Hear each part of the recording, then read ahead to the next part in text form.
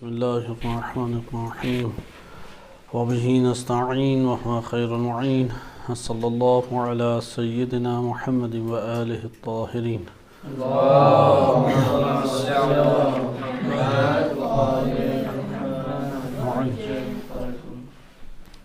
سورہ نوح میں ہم جناب نوح علیہ السلام کی تاریخ کو سیرت انبیاء و تاریخ انبیاء کے ذیل میں ملاحظہ کر رہے تھے۔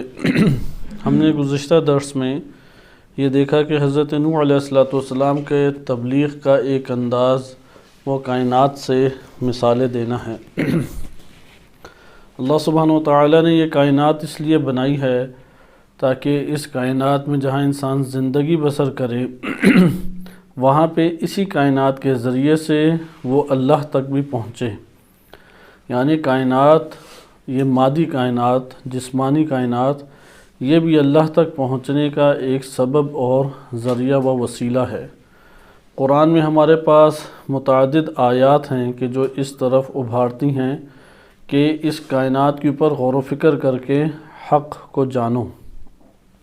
لہذا یہی طریقہ کار جناب نوح علیہ السلام نے اختیار کیا، جیسا کہ سورہ نوح میں ارشاد ہوتا ہے کہ حضرت نوح علیہ السلام نے ان کو بیان کیا کہ اللہ سبحانہ و تعالی غفور ہے، آسمانوں سے بارشوں کو برسانے والا ہے، تمہارے لیے اموال اور اولاد، بیٹوں کا اہتمام کرنے والا ہے، اسی نے تمہارے لیے خوبصورت باغ اگائے اور اسی نے تمہارے لیے نہروں اور دریاؤں کو جاری کیا، اور اس کے باوجود تم لوگ اللہ کی تعظیم اور وقار کا خیال نہیں رکھتے، یعنی اس کی تعظیم بجا نہیں لاتے۔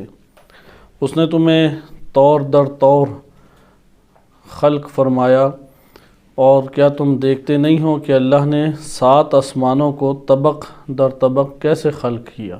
7 آسمان طبقے جس طرح سے ہوتے ہیں، ایک کے بعد دوسرا، دوسرے کے بعد تیسرا، اس طرح اللہ سبحانہ و تعالیٰ نے آسمانوں کو طبق در طبق خلق کیا ہے۔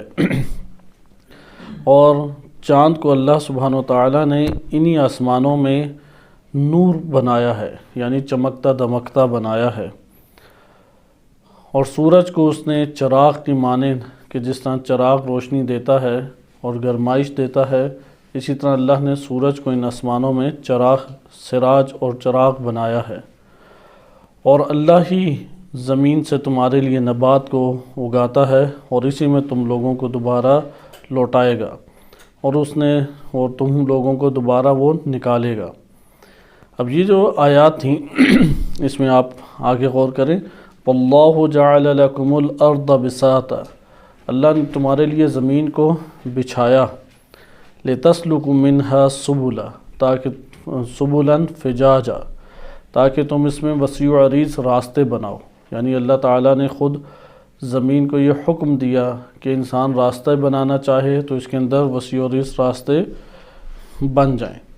پھر نوح علیہ السلام فرماتے ہیں کہ قال نوح رب انہم عصونی، کہ میرے رب انہوں نے میری معصیت کی ہے، واتبعوا من لم یزدہ مالہ وولدہ الا خسارا، اور ان لوگوں کی پیروی کی ہے کہ جن کے مال اور اولاد میں خسارے کے علاوہ کسی شے کا اضافہ نہیں ہوتا، ومکروا مکرا کبارا، اور بڑی انہوں نے مکر و فریب اور سازشیں چلی ہیں، وقالوا لا تذرن آلہتکم ولا تذرن ودا ولا سواعا ولا یغوث ویعوق ونسرا، اور یہ ایک دوسرے کو یہ نصیحت کرتے رہتے ہیں، یہ پیغام دیتے رہتے ہیں کہ اپنے ان ہاتھوں سے بنائے ہوئے خداؤں کو کسی صورت میں چھوڑنا نہیں ہے، نہ تم لوگوں نے ودا، نہ سواعا، نہ یغوث، نہ یعوق، نہ نصر، یہ بتوں کے نام ہیں، ان لوگوں کا تم نے ساتھ نہیں چھوڑنا، ان بتوں کا ساتھ چھوڑنا نہیں ہے۔ وَقَدْ أَضَلُّوا كَثِيرًا وَلَا تَزِدِ الظَّالِمِينَ إِلَّا ضَلَالًا، اور ان لوگوں نے ایک کثیر خلقت کو گمراہ کر دیا ہے، اور ان ظالمین کی فقط و فقط پروردگار گمراہی میں تو اضافہ فرما، مما خطیئاتہم، کیونکہ انہوں نے جو خطائیں کی ہیں اس کا یہی نتیجہ نکلتا ہے کہ یہ مزید گمراہ ہو جائیں۔ یہ حضرت نوح علیہ السلام کے گفتگو اللہ تعالیٰ یہاں پہ ارشاد فرما رہا ہے۔ یہاں پہ آپ دقت کریں، کیونکہ آج ہم انشاءاللہ اگلے مرحلے میں داخل ہوں گے کہ حضرت نوح علیہ السلام نے کس طریقے سے مومنین کی نجات کا اہتمام کیا اور کس طرح سے کافرین و مشرکین عذاب کا شکار ہوئے۔ کیونکہ زمین کے اوپر انسان کو مہلت بہت قلیل ہے، دیکھتے ہی دیکھتے وسیع و عریض سال گزر جاتے ہیں۔ جس کے جتنے سال گزر چکے ہیں اسے اس کا اگر اپنے باطن کے اندر جھانک کے دیکھے پتہ بھی نہیں چلا، اور جب شیشے میں اپنی شکل کو دیکھتا ہے تو تب اسے احساس ہوتا ہے کہ اتنے سال گزر گئے۔ تو زندگی زمین کی بہت تیزی سے گزر جاتی ہے، بالکل اس کا احساس نہیں ہوتا۔ نعمات الہیہ میسر آئیں تو غفلت کی زندگی بڑھ جاتی ہے۔ ایسے میں ضروری ہے کہ عقل و فکر کو انسان وہ کارآمد بنائے۔ اگر عقل و فکر کو نہ انسان کارآمد بنائے تو انبیاء علیہ السلام کی بھی ہدایت اس پہ اثر نہیں کرے گی۔ مثلا آج امام زمان علیہ السلام آ جائیں، ایک بندے نے ٹھانی ہوئی ہے کہ اس نے عقل و فکر سے کام نہیں لینا، نہیں سوچنا، جو معاشرے میں ہے بس اسی کو اس نے قبول کرنا ہے۔ کیونکہ معاشرے کے اندر لوگوں کا رجحان آوازوں کی طرف ہی ہوتا ہے، خوبصورت چیزوں کی طرف، لوگوں کی کثرت کی طرف۔ کثرت بڑی اچھی لگتی ہے، کس کو نہیں اچھی لگتی؟ اچھی آوازیں ہر ایک کو ہی اچھی لگتی ہے، کسی بھی زبان میں آپ کو کچھ سمجھ نہ آ رہی ہو، جیسے عربی ہے، فارسی ہے، سنتے رہتے ہیں لوگ۔ اسی طرح سے اردو یا سرائیکی وغیرہ یا پشتو ہے، وہ ساز سنتے ہیں، آواز کو سنتے ہیں، تو لوگوں کے رجحان یہی ہوتے ہیں۔ اب اگر کسی نے یہ ٹھانی بھی ہے کہ اس نے نہیں عقل و فکر سے کام لینا، کیونکہ عقل و فکر کو لڑائے گا تو اس کے اندر کچھ تلخی ہے، کچھ زحمت ہے، کچھ نفسانی اضطراب اسے جھیلنا پڑتا ہے اپنے اندر، تو اس کے اوپر ہدایت اثر نہیں کرے گی۔ یہ کائنات ساری کی ساری بند رہے گی اس کے لیے، جیسے بھی ہمارے لیے کائنات بند ہے، ہمیں کچھ اس سے سمجھ نہیں آتا کائنات کو دیکھ کے۔ سائنسدان جو ہے اس کے لیے کھلی ہے کائنات، اس کی اتنی چاشنی اندر بڑھ جاتی ہے، وہ 18 یا 20 گھنٹے سوچتا ہے، وہ قلیل مقدار سوتا ہے، 3 سے 4 گھنٹے۔ اکثریت سائنسدانوں کی اسی طرح سے ہیں، جو بعض دوست احباب بیان کرتے ہیں جو اس فیلڈ سے تعلق رکھتے ہیں۔ یہ وہ سائنسدان جو ملحد ہیں، وہ ان کے 18 سے 20 گھنٹے جو آسمانوں پہ تحقیق کر رہے ہیں، وہ صرف آسمانوں کو دیکھتا رہتا ہے۔ انہوں نے چیئر ایسی بنائی ہوئی ہے اور کمپیوٹر ایسے رکھے ہوئے ہیں، وہ غور و فکر کر رہے ہیں اس کے اوپر۔ جو میڈیکل کے شعبے سے تعلق رکھتے ہیں وہ اس انسانی جسم باڈی پہ ریسرچ کر رہے ہیں۔ اسی طریقے سے آپ جو ڈاکومنٹری جانوروں کی دیکھتے ہیں، بعض تو ایسی ڈاکومنٹری ہیں جو 25 یا 30 سال میں بنی ہیں، اس نے ایک مدت وہاں پہ جنگلوں میں اکیلے گزاری ہے اس جانور کے ساتھ، تب جا کے اس کی زندگی کھلی ہے۔ تو وہ کائنات کو کھولتے ہیں، اگرچہ ان کے وجود کے اندر سمت اللہ کی طرف نہیں ہے، اس لیے گمراہ ہو جاتے ہیں۔ ان کی طرف خامی کیا ہے؟ کائنات کو کھول رہے ہیں لیکن سمت اللہ کی طرف نہیں ہے۔ اور ہماری خامی کیا ہے کہ ہم قبول کرتے ہیں اللہ کی ذات کو، اسی کو مدبر مانتے ہیں، اسی کو رب مانتے ہیں، اسی کو خالق مانتے ہیں، لیکن ہم لوگ زحمت نہیں کر رہے کائنات کو کھولنے کی۔ حضرت نوح علیہ السلام کی جو معرفت تھی، اس دور کے بھی ہمارے پاس جو انہوں نے اپنی قوم کو باتیں بتائیں، وہ آج بھی اقوام کے لیے مبہم ہی ہیں۔ ابھی بھی اتنی سائنس ترقی نہیں کر سکی کہ کائنات کو کھول دے۔ لہٰذا یہ یاد رکھیں کہ کائنات خود اللہ تک پہنچنے کا ایک بہت بڑا وسیلہ ہے۔ تمام انبیاء علیہ السلام نے کائنات سے مثالیں دے کے، آس پاس زندگی کی مثالیں دے کے لوگوں کو ہدایت کی طرف بلایا ہے، اور یہ سب سے بہترین طریقہ کار بھی ہے۔ جس کے پاس جتنی کم معلومات ہیں کائنات کی، سورج ہے، چاند ہے، زمین ہے، یا اسی طریقے سے یہ جڑی بوٹیاں جو اگتی ہیں، اسے کسی چیز میں دلچسپی نہیں ہے۔ کس چیز میں دلچسپی ہے؟ بس وہ کلپ دیکھ رہا ہے۔ کلپ بھی کیوں دیکھ رہا ہے؟ یا تو اس میں کوئی ایسی خیالی دنیا آباد کی ہوئی ہے، جیسے آج کل 1 منٹ کی فلم بھی آ گئی ہے، 2 منٹ کی، 3 منٹ کی، یا اس میں اچھی آواز ہے، وہ یہ سمجھ رہا ہوتا ہے میں کوئی روحانی مقام پہ پہنچ رہا ہوں اچھی آوازیں سن کے۔ جیسے آپ نے اپنے علاقوں میں دیکھا ہوگا، خصوصاً پنجاب میں بہت یہ رائج ہے، وہ صبح سویرے دودھ دہی والا بیٹھ جاتا ہے اور فل آواز میں اس نے آیات کھولی ہوتی ہیں، تو اسے وہ آیات کے ترنم سے ایک بڑا اس کے دل کے اندر نرمی کا گوشہ پیدا ہوتا ہے، اسے سمجھ کچھ بھی نہیں آ رہی، وہ اپنے سارے کام کر رہا ہے یا نعتیں کھولی ہوتی ہیں اس نے۔ تو بعض اوقات ایسا ہی انسان اپنے طور پہ نوحوں کو سنے گا، بعض نعتیں سنیں گے، اسے کلام سے کوئی تعلق نہیں ہے، عقل و فکر نہیں لڑا رہا، وہ اپنی خیالی دنیا میں چلا جاتا ہے، اس ساز سے اس کو ایک لگاؤ حاصل ہے، اس لیے وہ اپنے ساتھ ساتھ اسے رکھے گا اور اس کو سمجھ رہا ہے کہ یہ میں ایک مانوی مرحلے میں داخل ہو رہا ہوں، جبکہ اس کی حالت ویسی ہے۔ حضرت نوح علیہ السلام جس طریقے سے عقل و فکر کا درس دیتے تھے، یہ عقل و فکر نہیں جاگے گی، کوئی تبدیلی باطن میں پیدا نہیں ہوگی۔ انبیاء کا طریقہ کار یہ نہیں ہے کہ رش کو اکٹھا کر لیں کسی بھی ذریعے سے، لوگوں سے اقرار کروا لیں کسی بھی گھما پھرا کے ذریعے سے۔ انبیاء علیہ السلام کا طریقہ کار ہے کہ ہدایت کو باطن سے قبول کرائیں، نہ کہ فقط زبان سے، باطن کی گہرائی سے۔ اور باطن سے کب قبول ہوگا؟ جب آپ اسے غور و فکر کرائیں گے۔ لہذا تبلیغ وہ ہے کہ جس میں غور و فکر کی دعوت اگلے کو دیں۔ تبلیغ وہاں پر ہے کہ جہاں پہ اس کے سامنے ایسا کلام رکھیں کہ کلام سن کے وہ غور و فکر شروع کر دے کائنات میں۔ میں تیزی سے چند آیات پڑھتا ہوں جس سے آپ کو معلوم ہوگا کہ یہ کائنات کس طریقے سے اللہ تک پہنچنے کا ایک بہت بڑا ذریعہ اور وسیلہ ہے۔ کائنات کی کم معلومات انسان کی عدم معرفت کا سبب بنتی ہے۔ انسان کا اس کائنات کے اوپر غور و فکر نہ کرنا بے دینی کا سبب بنتا ہے، کوئی دینداری کا سبب نہیں ہے۔ وہ اس کائنات کے اوپر غور و فکر کرنا چاہیے۔ اللہ تعالیٰ بار بار کہہ رہا ہے تم آسمانوں کو نہیں دیکھتے کیسے اللہ نے خلق کیا؟ تمہیں یہ نہیں پتہ لگتا کہ کیا اللہ تعالیٰ نے اوپر تمہارے سروں کے اوپر آسمان کو کھڑا کر دیا جس میں کوئی گیپ نہیں ہے، کسی قسم کا بھی رخنا نہیں ہے۔ یہ تو سائنس نے آج ثابت کیا، سائنس میں چند اقوال ہیں، پوری کائنات کے اندر خالی جگہ نہیں ہے۔ فلسفہ تو اسے ثابت کرتا ہے کہ اجسام کے اندر خالی پن نہیں ہے، جیسے ابھی ہمیں خالی جگہ نظر آ رہی ہے تو یہ خالی جگہ نہیں ہے، یہ گیسز سے بھری ہوئی ہے۔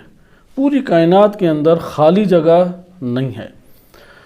تو خلاصہ کلام آپ کے سامنے چند آیات پیش کی جاتی ہیں کہ جو درس دیتی ہیں کہ ظاہری کائنات پہ بھی غور و فکر کرو اور اپنے وجود کے اوپر بھی غور و فکر کرو۔ اگر غور و فکر کو ترک کیا تو تم نے اپنا سفر خود ہی چھوٹا کر لیا یا محدود کر لیا، اور انسان کا اپنا اس میں خسارہ ہے، کسی اور کا خسارہ موجود نہیں ہے۔ سورہ قاف آیت نمبر 6 میں ارشاد باری تعالی ہوتا ہے، سورہ قاف آیت نمبر 6 میں افلم ينظروا الى السماء فوقهم، کیا وہ لوگ یہ نہیں دیکھتے کہ آسمانوں کی طرف نگاہ نہیں کرتے؟ دقت، نظارہ کا مطلب ہوتا ہے دقت کرنا۔ ایک دفعہ ہوتا ہے نا ایک چیز کو دیکھ لینا، خوبصورت منظر دیکھ لینا، پہاڑوں کو دیکھ لینا، بادلوں کو دیکھ لینا، بہتے چشمے سمندر یا لہلہاتی فصلیں ہیں، ان کے منظر کو انسان دیکھتا ہے۔ دیکھنے کو رؤیتن سے تعبیر کیا جاتا ہے، لیکن اگر دقت سے جائزہ ایک شے کا لینا ہو جو غور و فکر کے ہمراہ ہو، اس لیے اس کو کہتے ہیں نظارہ۔ اس لیے اللہ سبحانہ وتعالیٰ کے لیے یہ کلمہ استعمال نہیں ہوتا، کیونکہ اللہ کو دقت کی ضرورت نہیں ہے۔ ادھر ارشاد ہوتا ہے افلم ينظروا الى السماء فوقهم، یہ اپنے سروں کے اوپر، آسمان کے اوپر دقت نہیں کرتے۔ کیف بنیناها، ہم نے اس کو آسمان کو کیسے بنایا۔ اس نوع تبلیغ کا، کیونکہ یہ آخری ہمارے پاس تبلیغ کا ایک ذریعہ ہے، آپ کے ذہنوں میں یہ ذرائع منظم ہونے چاہیے، وَإِلَّا ایک طویل ہماری گفتگو عبث جائے گی کہ انبیاء کا طریقہ تبلیغ کیا ہے۔ اندر سے اپنے وہ اعتقادات جو معاشرے نے بنا دیے ہیں یا اپنی زندگی میں والدین کے ہمراہ ہم نے دیکھے ہیں، اسے توڑنا آسان نہیں ہے، یا جو ہمارے ہاں ایک رائج طور طریقے ہیں اسے فراموش کرنا آسان نہیں ہے۔ یہ تب بھی فراموش ہو سکتے ہیں کہ اپنے نفس کے اندر اس کو بڑی شدت کے ساتھ ابھاریں۔ حضرت نوح علیہ السلام کے کیا طریقہ تبلیغ رہے؟ پہلا طریقہ ہمارے پاس تھا عبادت کی دعوت دینا، بندگی کی دعوت۔ اپنے نفس کو بھی یہی دعوت دیں۔ اپنے نفس کے لیے یہ خواہش نہ کریں کہ طویل اور لمبے لمبے کوئی مراحل طے کرے۔ جیسے سید علی قاضی طباطبائی رحمۃ اللہ علیہ وہ فرماتے ہیں کہ میں نے اپنی زندگی میں کسی کرامت اور معجزے کی خواہش نہیں کی۔ مجھے کوئی کرامت نہیں چاہیے، کوئی معجزہ نہیں چاہیے، کوئی مرتبہ نہیں چاہیے، اے اللہ میں تجھ کو چاہتا ہوں، میں تجھ کو پانا چاہتا ہوں، یعنی میری کل نفس کی توجہ اس طرف تھی کہ میں اللہ تک پہنچوں اور اللہ کو پا لوں۔ کرامت ملے نہ ملے اس سے میں نے کیا کرنا ہے، وہ بھی ختم ہو جانی ہے، معجزہ ملے نہ ملے، فلاں چیز ملے یا نہ ملے۔ عموماً لوگ عرفان کی طرف مائل ہوتے ہیں کہ ہاتھ پھیریں تو وہ ٹھیک ہو جائے، آنکھیں بند کرے تو کسی اور جگہ پہ پہنچ جائے۔ یہ تو وہی مادی سوچ ہے، یہ تو عرفان نہ ہوا۔ عرفان یعنی اللہ کی معرفت۔ لہٰذا یہ پہلا بندگی کا درس دیں، دوسرا ہے تقوی الہی کا درس، اس لیے حضرت نوح علیہ السلام نے تقوی کا درس دیا۔ تیسرا ہے حجت الہی کی اطاعت، انبیاء و رسول و ائمہ علیہم السلام کی اطاعت، بار بار اس اطاعت کے اوپر لوگوں کو ابھاریں۔ اور چوتھی چیز ہمارے پاس آتی ہے کہ ان کو نذیر یعنی ان کو ڈرائیں برے انجام سے۔ دنیا کے اندر برے انجام ہیں، مثلا ایک فرد ہے وہ سستی کاہلی کا شکار ہے، کچھ بھی نہیں اس نے کرنا، اگر کچھ نہیں اس نے کرنا تو اس کو اس برے انجام سے ڈرایا جائے۔ ایک فرد ہے وہ غفلت کا شکار ہے، غفلت سے ڈرایا جائے۔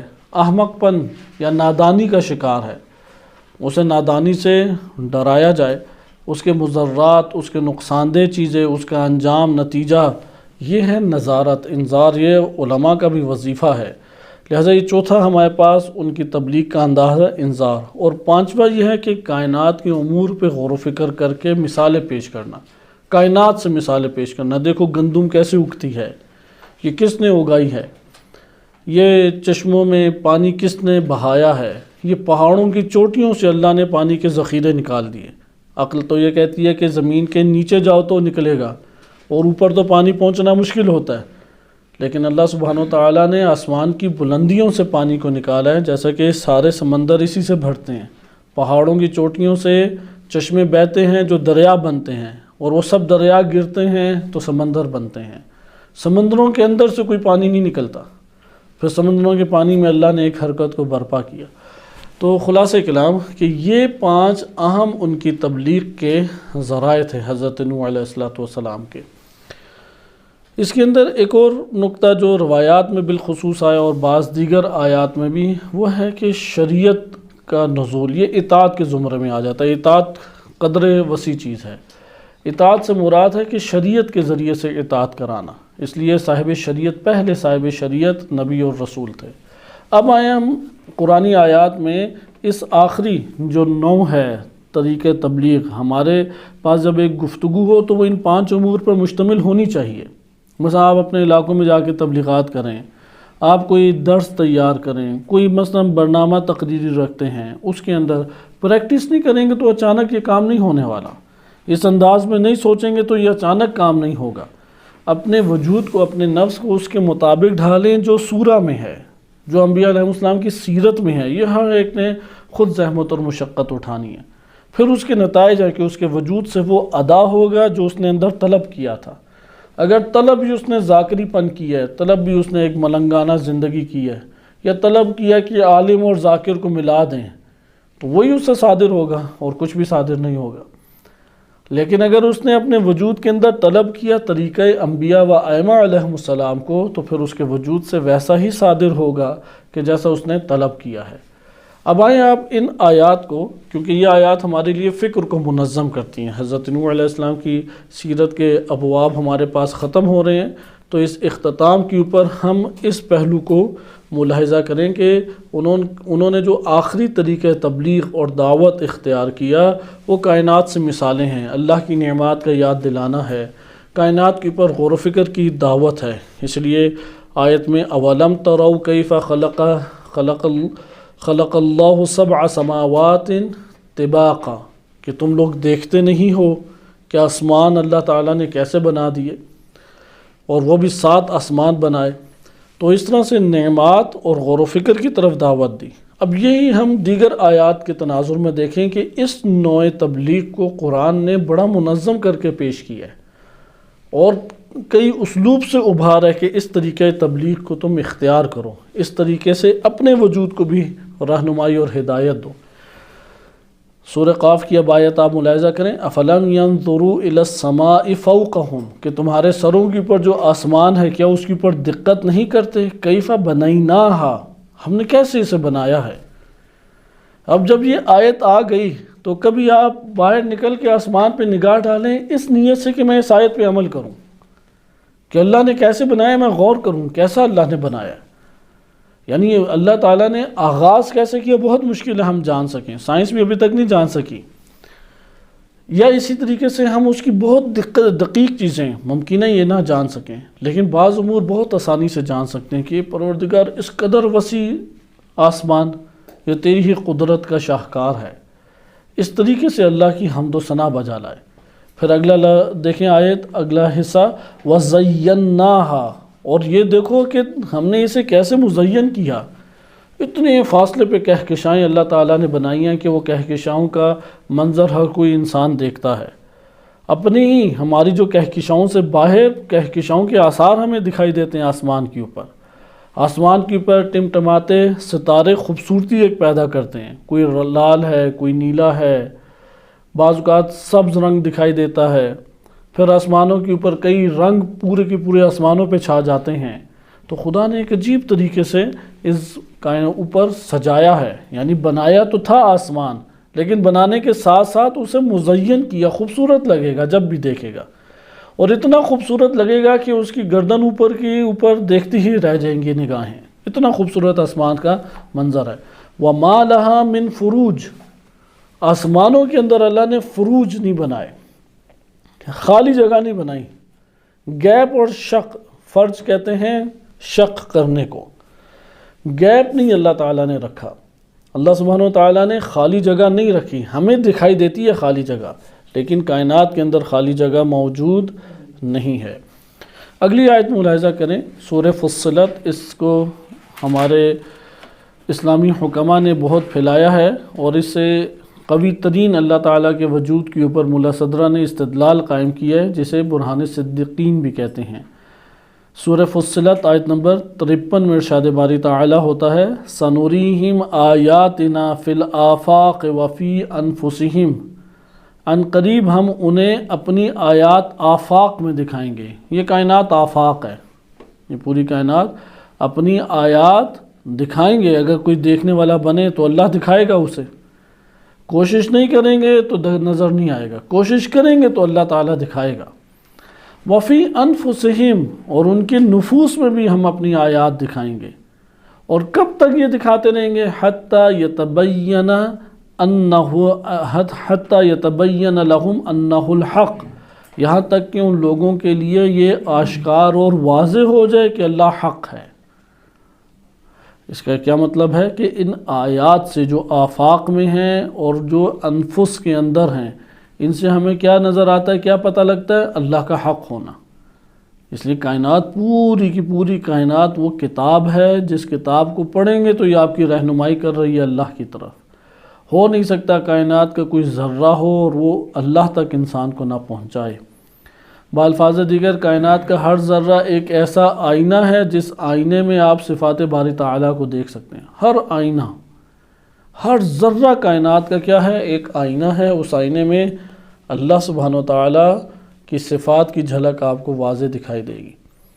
یہ اللہ کا آیات دکھانا کب تک ہے؟ حتی یتبین لہم انہ الحق. اولم یکفی بربک انہ علی کل شیء شہید، کیا آپ کے رب کے لیے کافی نہیں ہے کہ وہ ہر شے کے اوپر شہید گواہ ہے، ہر شے کے اوپر. اگلی آیت دیکھیں، سورہ انفال آیت نمبر 21 میں ارشاد باری تعالیٰ ہوتا ہے. یہ آیت ایک عقلی پیمانے سے آغاز میں اسے ذکر کرنا چاہیے تھا کہ اللہ سبحانہ وتعالیٰ نے جو غور و فکر نہیں کرتے ان کی شدید مذمت کی ہے. ان شر الدواب عند اللہ، دابہ کہتے ہیں زمین پہ رینگنے والے کو، چلنے والے کو. اس میں حشرات بھی آ جاتے ہیں، جانور بھی آ جاتے ہیں، خود انسان بھی آ جاتا ہے. حتیٰ قرآن کریم کی ایک آیت میں کلمہ دابہ، دابہ عربی زبان میں مویشیوں کے لیے بھی اسی لیے استعمال ہوتا ہے، زمین پہ چلتے ہیں، لیکن قرآن نے اسے مطلقاً استعمال کیا. ان ساری زمین کے اوپر چلنے والوں میں سب سے بدترین کون ہے؟ اگر ہم سے پوچھیں تو ہم پتہ نہیں کن کن کے نام لے لیں، لیکن قرآن کریم ایک ایسا وصف بیان کرتا ہے کہ ہمیں سمجھ آ جاتی ہے. اس آئینے میں آپ کو دکھائی دیں گے سارے افراد، اپنے آپ کو بھی دیکھ سکتے ہیں. یعنی آپ کو ایک قاعدہ بیان کر دیتا ہے، اس قاعدے کے ذریعے آپ کو بدترین چلنے والے پتہ لگ جائیں گے جو سب سے بدترین ہیں۔ ان شر الدواب عند اللہ، اللہ کے نزدیک سب سے بدترین چلنے والے کون ہیں؟ الصم البکم الذین لا یعقلون، وہ گونگے بہرے کہ جو اصلاً عقل سے کام نہیں لیتے۔ گونگے بہرے سے کیا مراد ہے؟ پوری کائنات پرزور چیخ چیخ کے اللہ کی وحدانیت کی گواہی دے رہی ہے، اس نے اپنے کان ہی بند کیے ہوئے ہیں۔ پوری کائنات اپنے وجود سے اظہار کر رہی ہے اللہ کی وحدانیت کے، لیکن اس نے اپنی زبان ہی بند کی ہے کہ اس سے وحدانیت کا اظہار نہ ہو جائے اللہ تعالیٰ کی۔ اور اسی طریقے سے پوری کائنات ایک کھلی کتاب ہے کہ جو اللہ سبحانہ و تعالیٰ کے وجود کو بیان کر رہی ہے، اس کی صفات کو بیان کر رہی ہے، اس کی قدرت کو، اس کے کارناموں کو، اس کے افعال اور اعمال کو، لیکن اس نے عہد کیا ہوا میں نے پڑھنا ہی نہیں ہے، نابینا بنایا ہوا ہے۔ لا یعقلون، اصلاً عقل سے وہ کام نہیں لیتا۔ عقل کھولے گا تو اسے سمجھ آئے گی، عقل کھولے گا تو کان اس کے سنیں گے، عقل کھولے گا تو زبان کو اعتراف کرے گی، وہ عقل ہی نہیں کھولتا۔ جب وہ اپنے عقل سے کام ہی نہیں لیتا، لا یعقلون، تو اسے قرآن نے کہا یہ سب سے پست ترین زمین کے اوپر چلنے والا ہے۔ اور یہی تعبیر سورہ اعراف 179 میں بھی ہے کہ جس میں بیان فرمایا اللہ سبحانہ و تعالیٰ نے کہ ان کو ہم نے دل دیے تھے، لیکن انہوں نے کیا کیا کہ ان دلوں سے لا یفقہون بہا، کوئی غور و فکر نہیں کیا۔ تفقہ کہتے ہیں غور و فکر کو، عمیق طور پہ غور و فکر کرنا۔ انہیں آنکھیں دی تھیں، لا یبصرون بہا، دیکھا ہی نہیں انہوں نے۔ انہیں کان دیے تھے، لا یسمعون بہا، اب جب انہوں نے اپنے سارے وسائل عقل اور سارے وسائل ہدایت کو بند کر دیا اپنے وجود میں، اس کا سوئچ آف رکھا، تو پھر قرآن کیا کہتا ہے؟ اولئک کالانعام بل ہم اضل، یہ مثل مویشی ہیں بلکہ اس سے بھی پستر اور بدتر ہیں۔ یہ دو آیات ہمارے لیے کافی ہیں اندر سے ہلانے کے لیے ہمیں، کہ زندگی کی میں دین حاصل کریں، کسی شے کا فیصلہ کریں، غور و فکر سے کریں، اس پہ تفکر کرتے رہیں۔ یہ سورہ اعراف 179 بڑی ایک بہاری سورہ ہے، آیت ہے۔ اس آیت کے اندر آپ غور کریں کہ دلوں کا تعلق تفقہ سے جوڑا، آنکھوں کا تعلق بصارت اور بصیرت سے جوڑا، کانوں کا تعلق سماعت سے جوڑا۔ بعض اوقات انسان نہیں سنتا، مثلا اس وقت کائنات بھی بول رہی ہے اللہ تعالیٰ کے وحدانیت کے بارے میں، اور اللہ سبحانہ و تعالیٰ کی تمام اوصاف کی نشاندہی کر رہی ہے۔ اللہ کے سب اوصاف کائنات کی ہر شے سے آشکار ہے۔ آپ کو یہ ایک وصف لائیں کہ جو اس کائنات میں ظاہر نہ ہو، کیونکہ فعل الہی ہے پوری کائنات کو آپ کیا نام دے سکتے ہیں؟ فعل الہی۔ یہ سورج کس نے بنایا؟ اللہ کا ایک فعل ہے۔ یہ چاند کس نے بنایا؟ فعل الہی ہے۔ حتیٰ یہ جو معاشروں کے اندر، انسانوں کے اندر زندگی بسر ہو رہی ہے، وہ کیا ہے؟ فعل الہی ہے۔ ہر انسان کے بدن کے اندر سے نظام چل رہا ہے، وہ شیطان تو نہیں پکڑ کے چلا رہا، وہ رب ذات اس کے چلا رہی ہے، اور رب ہے تو فعل الہی ہے۔ لیکن انسان ہے کہ اس نے نہیں سننی۔ اب نبی آ جائے، وہ بھی وہی بات کرے جو کائنات بات بیان کر رہی ہے، پوری کائنات جو پیغام دے رہی ہے وہی نبی آ کے پیغام دیتا ہے، اس نے نہیں سننا۔ اسی طریقے سے انسان کا نفس اس کو بتا رہا ہے، اس کے اندر آیات اللہ نے رکھ دی ہیں، اس نے نہیں سننا۔ جب نہیں سنے گا تو قرآن نے کہا ان شر الدواب عند اللہ، یہ سب سے پسترین لوگ ہیں۔ اصلاً یہ غور و فکر ہی نہیں کرتے، یہ تعقل سے کام نہیں لیتے۔ پھر کوئی کفر کا شکار ہوتا ہے، کوئی شرک کا شکار ہوتا ہے، کوئی نفاق ہے، فسق و فجور ہے، اور پھر اس کی رغبتیں بھی انہی طرف بڑھ جاتی ہیں۔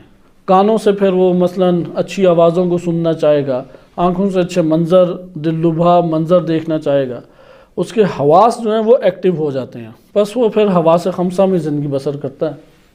جو عقل کو کھو دیتا ہے وہ کہاں زندگی بسر کرتا ہے؟ حواس کے دائرے میں۔ اس لیے اسے حواس کی ہی دنیا بس اچھی لگے گی، اور حواس کا مرحلہ حیوانی مرحلہ ہے، حیوان بھی یہی کام کرتا ہے، وہ حواس کی دنیا سے باہر نہیں آنا چاہتا۔ اگلی آیت دیکھیں سورہ یوسف کی، سورہ یوسف آیت نمبر 105 ہے۔ ارشاد باری تعالیٰ ہوتا ہے وَكَأَيٍّ مِّنْ آیَةٍ فِي السَّمَاوَاتِ وَالْأَرْضِ، کتنی ہی آیات ہیں، کتنی آیات آسمانوں اور زمین میں کتنی ہی آیات ہیں، یمرون علیہا، کہ وہ لوگ ان آیات کے اوپر سے گزر گئے۔ کائنات اللہ کی آیات سے بھری ہوئی ہے، یمرون علیہا، وہ گزر جاتے ہیں اسے دیکھ کے، انہیں نہ توجہ جاتی ہے نہ اس کی طرف ان کی رغبت بڑھتی ہے۔ وَهُمْ عَنْهَا مُعْرِضُونَ، جبکہ انہوں نے اس سے اعراض کیا ہوتا ہے، منہ پھیرا ہوتا ہے۔ اس لیے آسمان اور زمین بھرے ہوئے اللہ کیا، وَكَأَيِّن مِّنْ آیَةٍ فِي السَّمَاوَاتِ وَالْأَرْضِ، آسمانوں اور زمینوں میں اللہ کی آیات ہی آیات ہیں، یمرون علیہا، آرام سے اس کے اوپر سے گزر جاتے ہیں۔ حالت کیا ہوتی ہے جب گزر رہے ہوتے ہیں؟ وَهُمْ عَنْهَا مُعْرِضُونَ، اسے رخ پھیرا ہوا ہوتا ہے، توجہ ہی نہیں کرتے اس کی طرف۔ توجہ تو تب کریں گے، اگر توجہ کریں تو عقل کی جانب آگے بڑھیں گے۔ اگلی آیات دیکھیں، سورہ یونس آیت نمبر 101 کی انشاءاللہ عن قریب آ رہی ہے۔ قُلْ انظُرُوا مَاذَا السَّمَاوَاتِ وَالْأَرْضِ، کہہ دیجئے انظروا، دیکھو تو صحیح، دقت تو کرو، مَاذَا السَّمَاوَاتِ وَالْأَرْضِ، کیا ہے یہ آسمان اور زمین؟ کبھی غور تو کرو، کیا ہے یہ آسمان، کیا ہے یہ زمین؟ کبھی غور ہی نہیں کیا ہم نے۔ قرآن دیکھیں بار بار تکرار ہو رہی نا، انظروا انظروا، تعقل، تفکر، کیونکہ انسانی سرمایہ یہی ہے۔ اگر اللہ تعالیٰ نے حواس کے دائرے میں ہمیں خلق کرنا تھا اور اسی میں ہمارے وظائف رکھنے تھے تو جانور بناتا۔ جانوروں سے بھری ہوئی نہیں ہے زندگی، پوری کی پوری زمین بھری ہوئی ہے جانوروں سے، لیکن انسان بنایا۔ انسان کا سرمایہ حواس نہیں ہے، انسان کا سرمایہ تفکر اور تعقل ہے۔ لہذا انظروا، حکم اللہ تعالیٰ دے رہا ہے، دقت کرو، دقت کس پہ؟ ماذا السماوات والارض، آسمان اور زمین ہیں کیا؟ آپ جانتے ہیں سورہ یونس میں مخاطبین وہ مکہ میں نبی صلی اللہ علیہ وسلم کے مد مقابل مشرکین تھے، یعنی جو نوح علیہ السلام کا پیغام ہے کہ نوح علیہ السلام فرماتے ہیں کہ الم تروا کیف خلق اللہ سبع سماوات طباقا، کیا تم لوگ دیکھتے نہیں ہو کہ کیسے اللہ نے خلق کر دیا آسمانوں کو؟ یعنی یہ پتہ لگ سکتا ہے انسان کو، اگر ابھی تک نہیں پتہ لگا لگ جائے گا پتہ، کوشش اس نے کرنی ہے۔ یہ نہیں ہے کہ بلیک ہول کا نہیں پتہ لگے گا، وہ دنیا آگے نہیں کھلے گی، کہکشاؤں میں ہم پہنچ ہی نہیں سکتے، نوری سال تو اتنے لگ جائیں گے زمین کے گرد ہی چکر لگاتے ہوئے، زمین کی کہکشاں کا ہی آپ ایک چکر لگائیں پتہ نہیں کتنے نوری سال بنتے ہیں، تو اگلی کہکشاؤں میں تو ہم جا ہی نہیں سکتے۔ نہیں، آگے مزید ٹیکنالوجی آئے گی۔ جب اللہ تعالیٰ کی ذات کہہ رہی کہ تم دقت کرو یا تسخیر کا حکم آ رہا ہے، تو اس کا یہ مطلب ہے کائنات، انسان اس پر خلیفہ ہے اللہ کا، اس کی دسترس میں آ کے رہے گی یہ۔ اگلی آیت دیکھیں، سورہ اعراف آیت نمبر 185، سورہ اعراف آیت نمبر 185۔ اولم ينظروا فی ملکوت السماوات والارض، ابھی تک ہم آسمانوں اور زمین تک تھے، ادھر قرآن اس سے بھی آگے بڑھ کر ایک اور حکم دے رہا ہے۔ دقت کریں اس آیت کے اوپر، اس سے انسان کی وسعتوں کو سمجھیں کہ ایک انسان کے اندر اللہ نے کیا چیز بھر دی ہے۔ جسم اس کا نہ دیکھیں، اس کے نفس کے اندر کیا خزانے اللہ نے رکھ دیے ہیں۔ وہ آسمانوں کو جان سکتا ہے، وہ زمین کو جان سکتا ہے، آسمان اور زمین اس کے سامنے تسخیر ہو سکتے ہیں، اس قدر اللہ نے اس کے اندر توانائی رکھی ہے۔ لیکن اگر وہ تفکر نہیں کرے گا، نظر و فکر نہیں کرے گا، کیسے جانے گا؟ لہذا اس آیت میں دیکھیں، اولم ينظروا فی ملکوت السماوات والارض، کیا وہ لوگ آسمانوں اور زمین کے ملکوت میں دقت نہیں کرتے؟ ادھر ملکوت کی بات آ گئی۔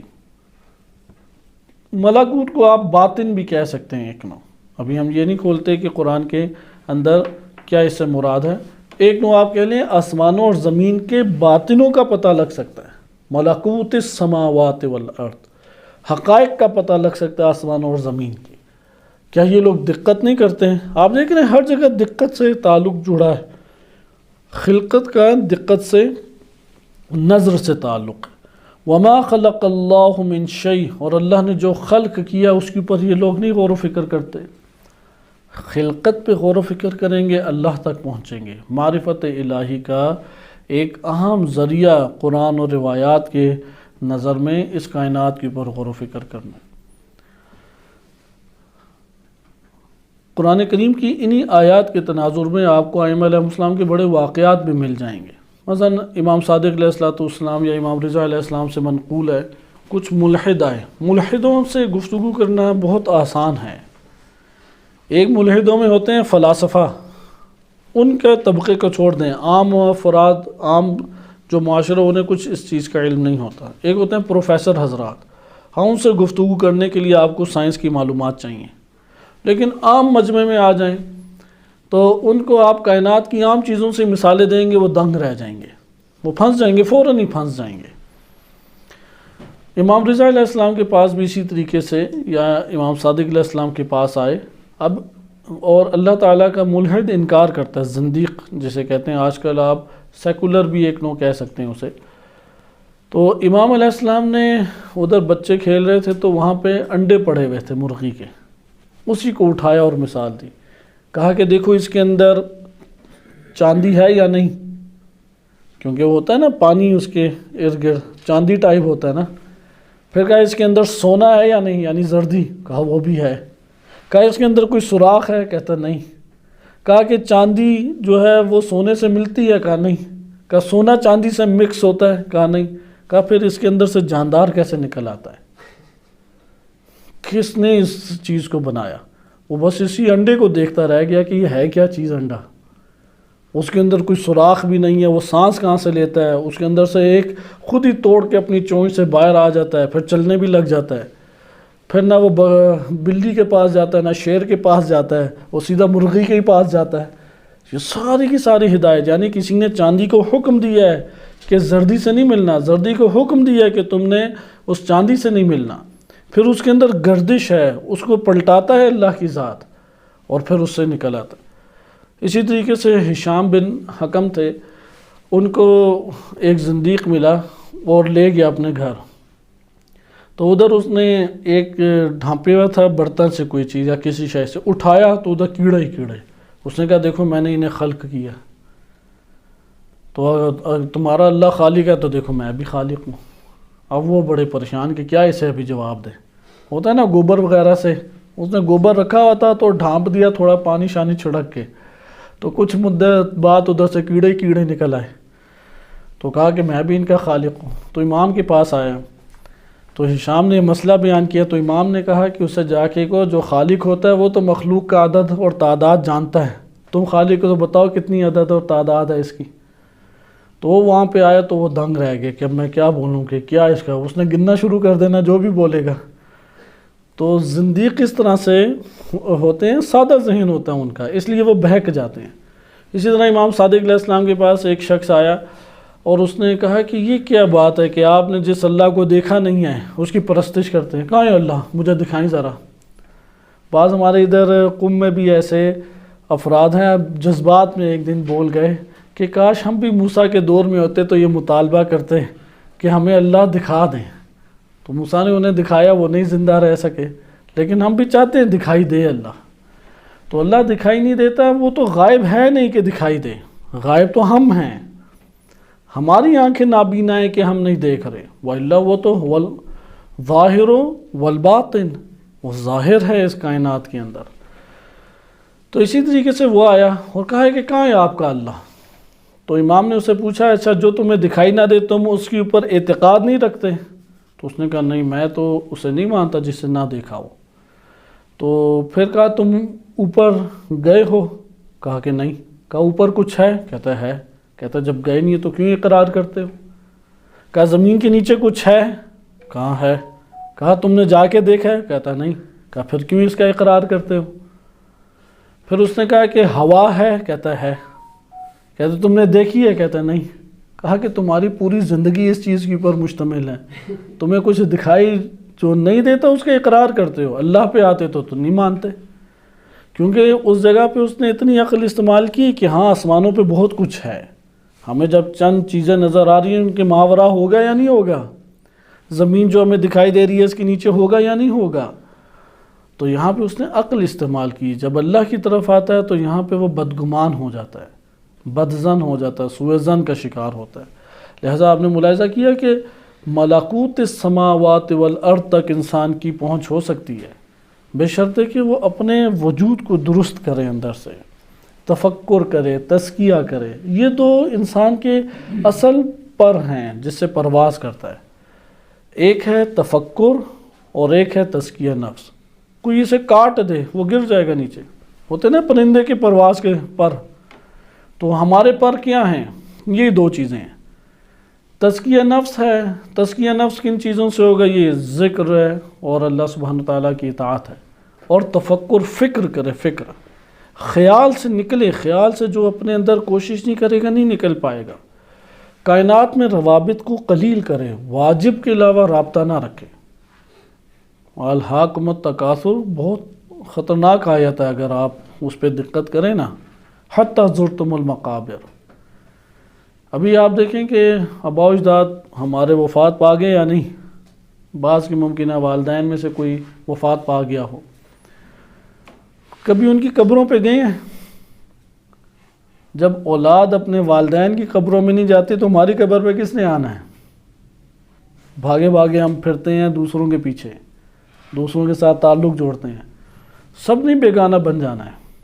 اس نے تو اس دنیا میں انہیں چھوڑ دیا، بعد میں کہاں سے پکڑنے ہیں اس نے؟ تو آنا ہمارے پاس کسی نے بھی نہیں ہے. لہذا انسان جو ہے وہ اس دنیا میں اگر اس کائنات کی کثرت سے تعلق قائم رہا، تعقل نہیں ہو سکتا. یہ یاد رکھیں، یہ ضابطہ صرف مسلم کے لیے نہیں ہے، غیر مسلم کے لیے بھی ہے. مثلا اگر کسی نے سائنسی ایجادات کرنی ہے، اس کا گھر جو ہے وہ نہیں چل سکتا زیادہ اچھے طریقے سے. وہ زوجہ سے دور ہی رہے گا، کھانے پینے کی فکر نہیں ہوگی، لباس کی کوئی فکر نہیں ہوگی. سائنسدان سارے ایسے ہی ہوتے ہیں. آئنسٹائن کی کہتے ہیں 3 شادیاں تھیں، تینوں کو طلاق ہوئی. اسی طرح بقیہ بھی ہیں، کیونکہ چیزیں چل نہیں سکتی. دین اسلام نے تو حکم دیا کہ منظم کرو، لیکن عقل و فکر اس کثرت کے ساتھ نہیں. دین اسلام نے اس لیے واجب کا حکم دیا کہ واجب کو حتماً پورا کرو. سب چیزیں چھوڑ دو اور واجب کو جا کے پورا کرو، واجب حق. لیکن جب واجب پورا ہو گیا تو بیجا جا کے اپنے رابطے نہ جوڑو. اس لیے جو لوگوں سے نہیں کٹتا وہ خدا سے جڑتا بھی نہیں ہے. جس کی تنہائیاں آباد نہیں ہیں، اس کی یہ جتنی بھی کثرت ہے اس کے ساتھ اس کی پھر دنیا آباد ہوگی. جس کی تنہائیاں اللہ کے ساتھ آباد ہیں وہی آگے پرواز کر سکتا ہے. ابھی تو ہماری مشکل ہی کچھ اور ہے. ہمیں یہ نہیں درس دینا پڑتا کہ آقا واجب تو ادا کریں. ابھی یہ ہوتا ہے کہ وہ جو آپ نے مستحبات اپنے بنائے ہوئے ہیں اس کو کچھ کم کر دیں. مثلا آج کل مستحب ہے کہ بیگم کو پھرانا بھی ہے مارکیٹ میں، اسے سیر سپاٹے بھی کرانے ہیں. یہ خود کے مستحبات ہیں، کوئی دین نے نہیں مستحب بنائے. اچھا اسی طرح پارکوں میں بھی جانا ہے، کوئی تفریح کے لیے بھی جانا ہے، دوستوں کی محفل بھی جمانی ہے. یہ دین اسلام نے حکم نہیں دیا. واجب حقوق اللہ تعالیٰ نے دیے ہیں، اولاد کے، زوجہ کے، حتیٰ دوستوں کا بھی واجب ایک نو حق وارد ہوا ہے.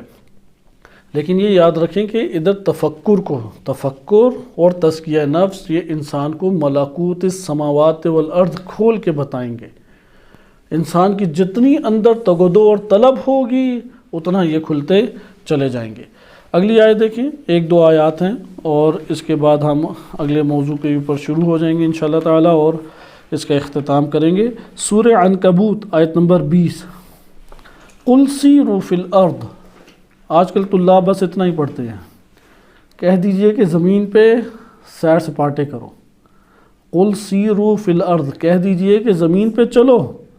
سارا یسیرو کہتے ہیں چلنے کو. سیر یعنی اردو میں بھی یہ کلمہ عربی سے آیا ہے.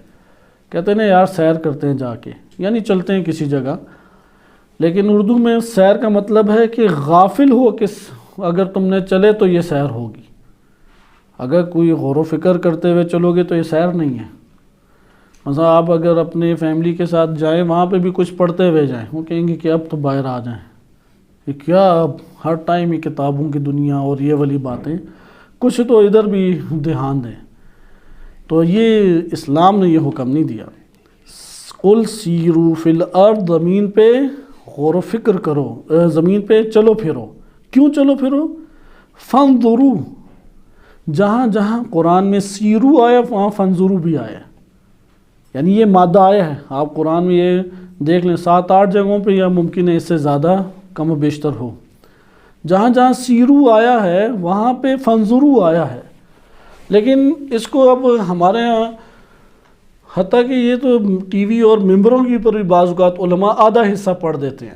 جیسے نا لا تقربوا الصلاۃ، پھر وانتم سکارى، اسے نہیں پڑھتے. یہ وہی بات ہے ادھر. قل سیروا فی الارض، زمین پہ کوئی سیر و سیاحت کرو۔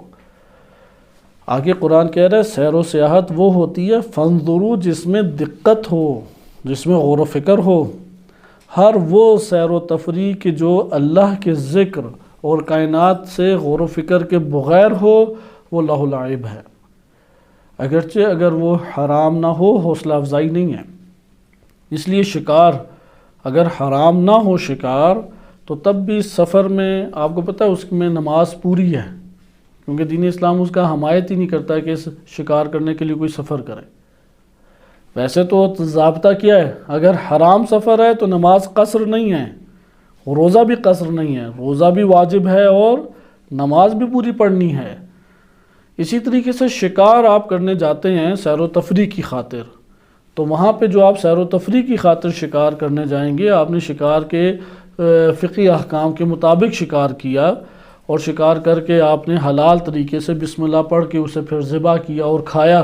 لیکن یہ جو سفر ہے اس میں فقہا نے بیان کیا ہے کہ یہ سفر میں نماز پوری ہے، قصر نہیں، کیونکہ لہو لعب کے اوپر مشتمل ہے۔ لہذا ایسا سفر دوستوں کی ایسی محفل کہ وہاں پہ جائیں کوئی ذکر الہی کا تصور نہیں، کسی بھی غور و فکر کا تصور نہیں، ایسا انتخاب یہ لہو لعب ہے۔ ہاں جم کریں چیزوں کو، انسان کا دل بھی مثلاً پر سرور ہونا چاہیے، مسرت ہونی چاہیے، کشادہ ہو جائے، کیونکہ سیر اور تفریح کے مقاصد میں سے ایک مقصد ہوتا ہے کہ تھکاوٹ انسان اپنی اتارے، اپنے نفس کو تازگی دے، شاداب کرے اپنے نفس کو، ٹھیک ہے، یہ عنصر ہونا چاہیے۔ اس لیے اللہ تعالیٰ نے کائنات بنائی ہے اور روایات میں بھی آیا ہے کہ سبزے کو دیکھ کے آنکھوں میں ٹھنڈک آ جاتی ہے، پانی کی روانی کو دیکھ کے آپ دیکھیں گے ایک شادابی کا اندر ایک احساس ہونا چاہیے یہ۔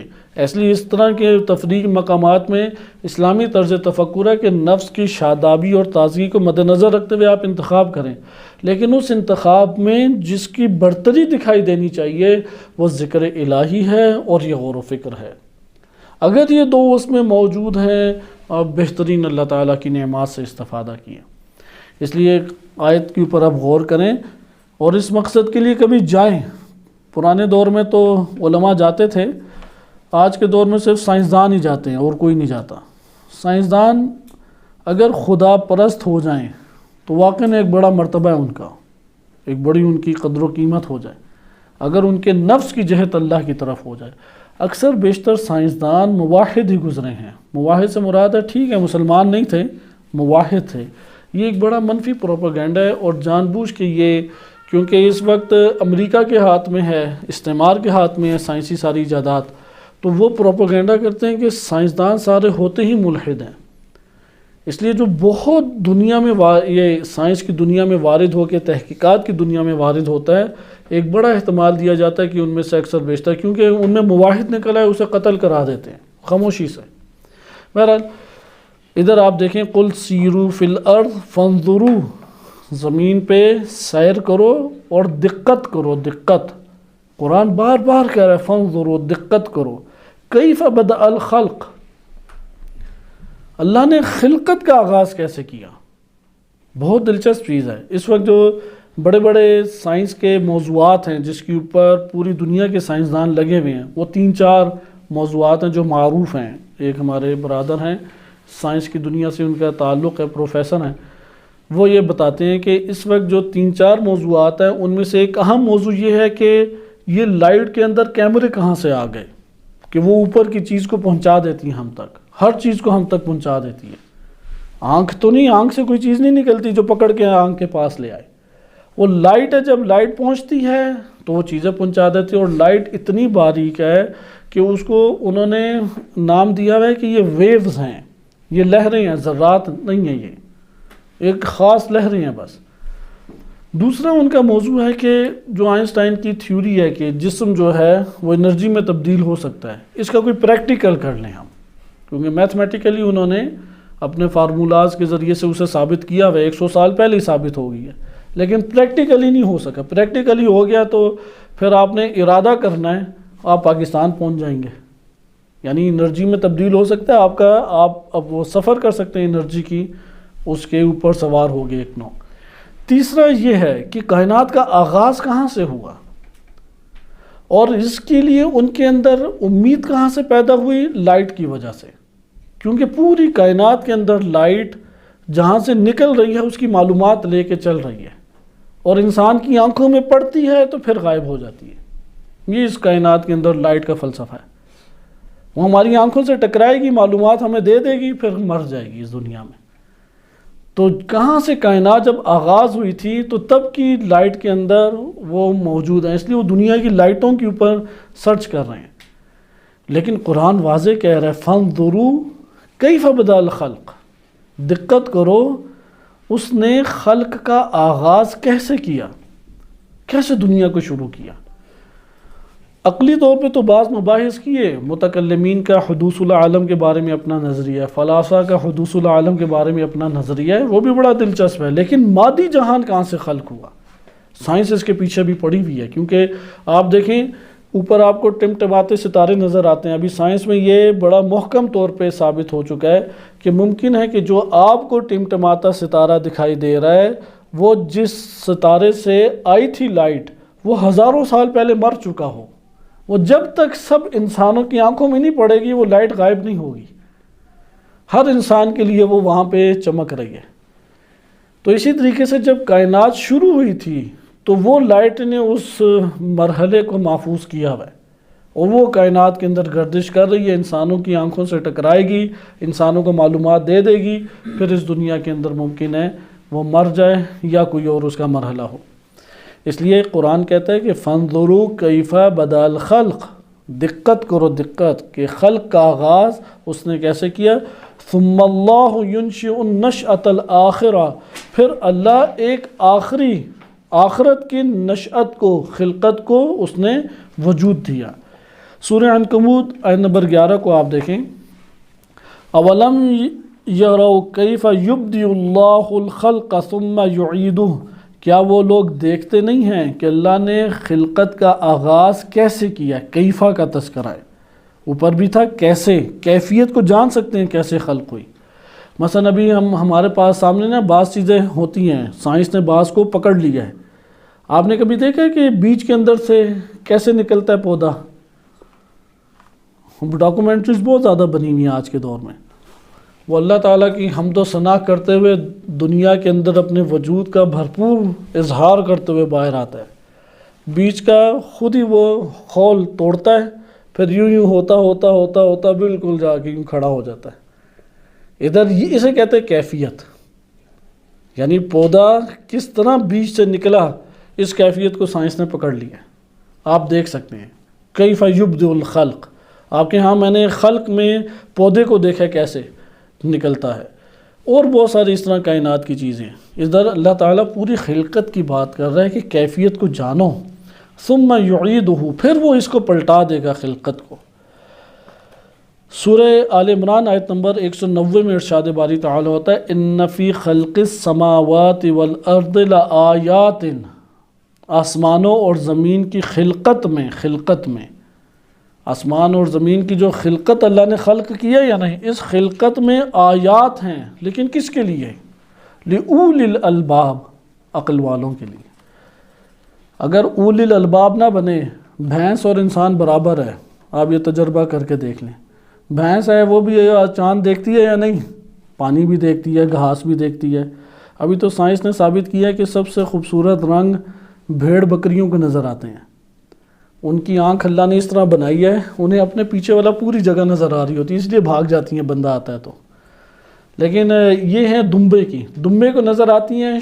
ایک اور نو ہے، یہ ٹی وی پہ دکھایا تھے مستند، یہ نیشنل جغرافی چینل وغیرہ پہ، تو انہوں نے پہلے سرچ سائنس کی تھی کہ انسان کے علاوہ کوئی رنگین دنیا نہیں دیکھ سکتا، اور اب انہوں نے ثابت کیا اکثریت جو حشرات اور اکثریت جو حیوان ہیں ان کے آنکھوں میں رنگ ہیں، اور انسانوں سے بڑھ کر رنگ ہیں، وہ انسانوں سے زیادہ جاذب دیکھتے ہیں۔ وہ جو بکریاں ہیں وہ بھاگی چارے کے پیچھے جاتی اسی لیے ہیں کہ وہ بڑا خوبصورت انہیں دکھائی دیتا ہے، اور پھر ان کی آنکھیں جو ہیں وہ لمبائی میں اس طرح ہیں، ہماری تو اوپر سے نیچے آتی ہیں، ان کی یوں ہو جاتی ہیں، اس کی وجہ سے ان کا دائرہ بہت وسیع ہو جاتا ہے پیچھے کا۔ ہماری چونکہ یوں ہیں ہمیں زیادہ پیچھے نہیں نظر آتا، ان کی ادھر ہیں تو وہ اپنا ڈھیلا ادھر لے جاتی ہیں، وہ پیچھے والا سارا منظر دیکھ لیتی ہیں۔ اس سے وہ پھر شیر اور درندوں سے بچ کے رہتی ہیں، ہرن بھی آپ نے دیکھا ہوگا وہ یہی کرتا ہے، کھڑا ہوتا ہے، اپنے حواس سے بھی احساس کر رہا ہوتا ہے اور آنکھ سے بھی ادھر ادھر یوں دیکھ رہا ہوتا ہے کہ اسے ہر طرف سے چیزیں نظر آ رہی ہوتی ہیں۔ تو خلاصہ کلام یہ کہ آیات ہیں لیکن اولی الالباب، اولی الالباب کے لیے آیات، وہ دیکھے گا یہ ہے سارا فعل الہی ہے، اسے کہتے ہیں فعل الہی، کیونکہ وہ تو مجبور ہیں جانور، اگر کوئی بچ جاتا ہے اسے بھی اللہ نے بچایا، اگر کوئی کسی جانور کو کھا جاتا ہے اسے بھی اللہ نے کھلوایا، لہذا یہ تو کائنات کے اندر مصیبتوں کا ایک جال بچھا ہوا ہے۔ اگلی آیت دیکھیں، سورہ زاریات آیت نمبر 20، وَفِي الْأَرْضِ آیَاتٌ لِلْمُوقِنِينَ، یہاں پر بیان بدل گیا۔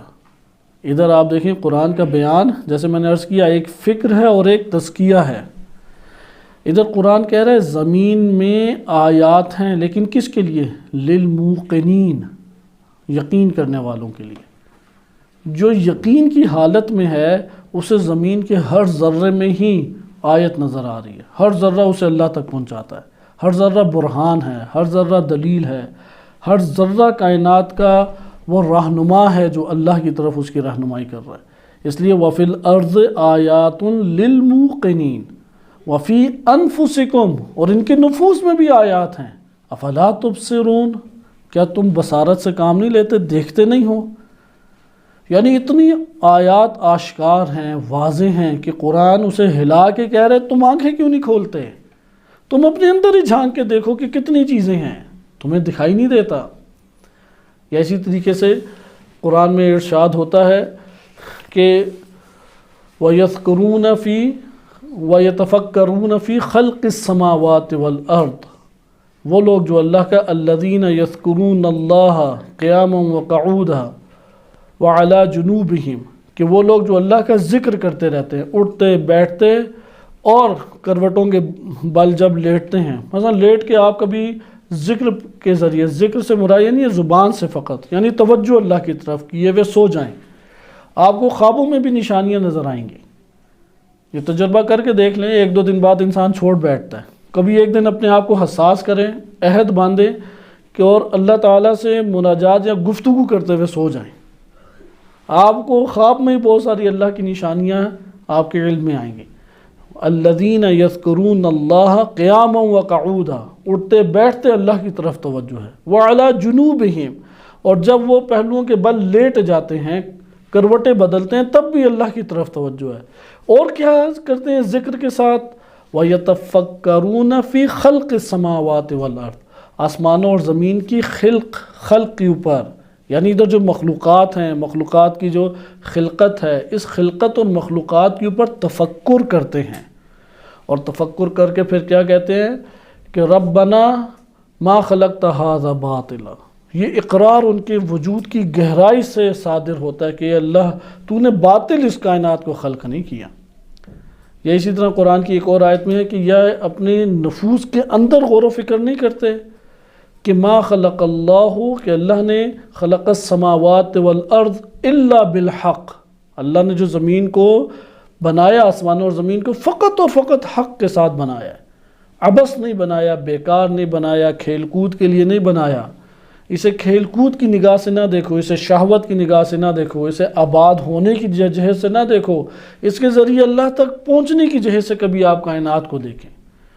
آپ ایک دفعہ کائنات پہ اپنا یہ تفکر ہی بدل دیں۔ ابھی تو ہمارا ہوتا ہے نا، اس سے یار اپنی زندگی سمیٹ لیں، اپنی زندگی بہتر بنا لیں، اچھے گھر کی طرف، اچھے خانوادے کی طرف، ایک دفعہ اپنی آپ اندر کی نگاہ ہی بدل دیں۔ یہ کائنات ہے جس میں میں نے فعل الہی کو دیکھنا ہے، جس میں میں نے صفت الہی کو دیکھنا ہے۔